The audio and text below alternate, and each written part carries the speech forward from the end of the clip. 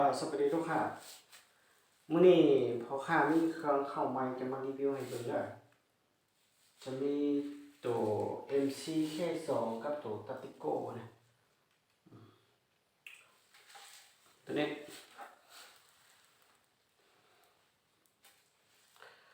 กระบอกนี้จะเป็นตัว MC เป็นปืน MC ออกใหม่ล่าสุดปี25เลยอ่าทางปืน MC ถังจะใช้เป็นถังคาร์บอนนะถังคาร์บอนเป็นตัวใหญ่สุดถังคาร์บอนนะตัวนี้เป็นใส่วาล์วเป็นวาล์วปั๊บนอกแล้วก็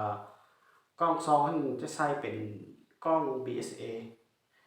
ขนาดของกล้องแมนอัน 4-14 คูณให้44ส่วนเราจะเหมือนเราที่เคฮ่องกง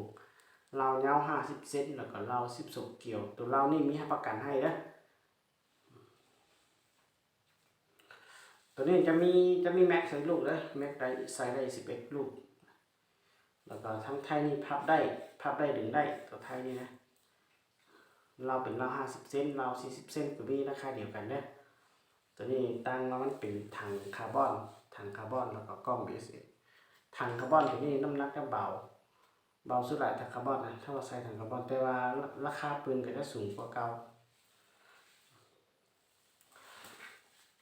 เครื่องนี้มีเก็บปลายทางให้ได้เครื่องน่ะมีเก็บปลายทางให้ลูกค้าเลยตัวนี้จะเป็นตัวแค่สองนะตัวนี้แหละตัวเขาเอิ้นว่าตัวแค่สองนะงามอยู่ถังล้มก็จะใส่เป็นถังคาร์บอน 0.5 เป็นตัวใหญ่สุดแล้วก็วาล์วก็จะใส่เป็นวาล์วปั๊บนอกวาล์วใหญ่วาล์วปั๊บนอกแล้วก็กล้องก็จะใส่เป็นกล้อง BSA กันขนาดของกล้องแมน4-14คูณให้44คือเดียวเลยส่วนตัวเราก็จะใส่เป็นเราที่เคฮ่องกงเรายาว50เซนเรา12เกี่ยวเด้ตัวเรานี่มีประกันให้เลยเรานะมีประกัน6เดือนนี่ทั้งไทยนี่กับภาคใต้ถึงได้เด้ตัวนี้ก็จะมีแม็กใส่ลูกขึ้นกันแม็กใส่จะใส่ได้11ลูกใส่คือเดียวกับตัว MC ละตัวนี้เป็นตัว K2 ละตัว K2 นี่ราคาจะสูงกว่าตัว MC ด้วยนึงแล้วก็เครื่องก็จะมีเก็บปลายทางให้ลูกค้า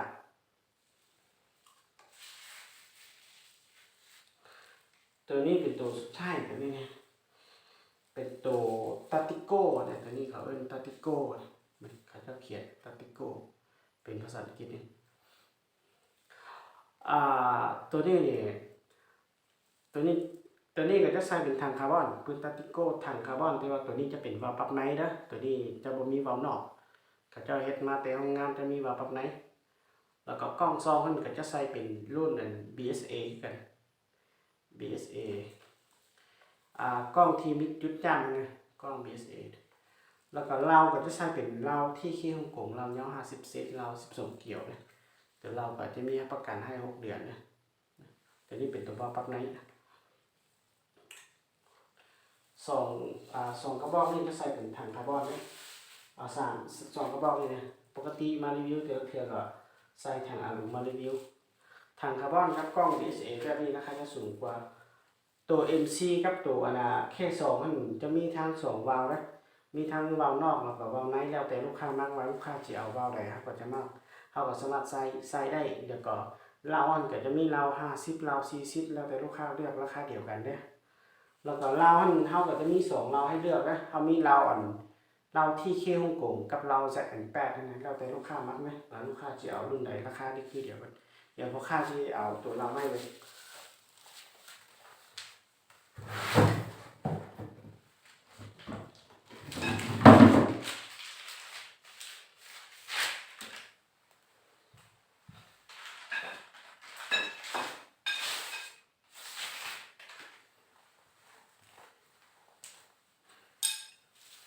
ตัวเราจะเป็น2รุ่นนี้นะเราเนี่ยตัวนี้จะเป็นเราตัวนี้ตัวนี้เป็นตัวนี้จะเป็นเราที่เคฮ่องกงโลโก้ของมันเราที่เคจะเป็นอย่างนี้แล้วก็เราจะมีเรา เรา10เกี่ยวแล้วก็เรา12เกี่ยวเด้อแล้วแต่ลูกค้ามากว่าจะเอาเราใดราคาใดเราใดนะราคานี่จะคือกัน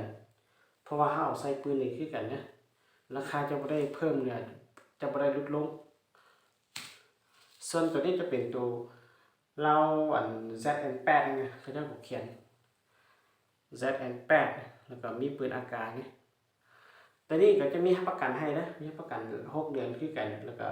จะมีเราที่เราอัน10เกี่ยวแล้วก็12เกี่ยวแล้วแต่ลูกค้ามากแบบเฮาสามารถใส่ให้ได้นะราคาเดียวกันเลยส่วนเราจะเป็นเราเบอร์2นะเราเล็กเราเบอร์2เรามีประกันให้นะเราเกี่ยวสูงตัวนี้นะเราส่งตัวนี้เกี่ยวสูงมีประกันให้ตัว MC นะ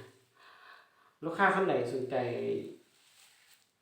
จปืนล้มหรือว่ากล้องสู้เป็นอย่างอะไรเป็นอย่างลูกปืนก็ติดต่อทั้งพ่อค้าทั้งเบอร์ว่าได้สอบถามรายละเอียดได้นะ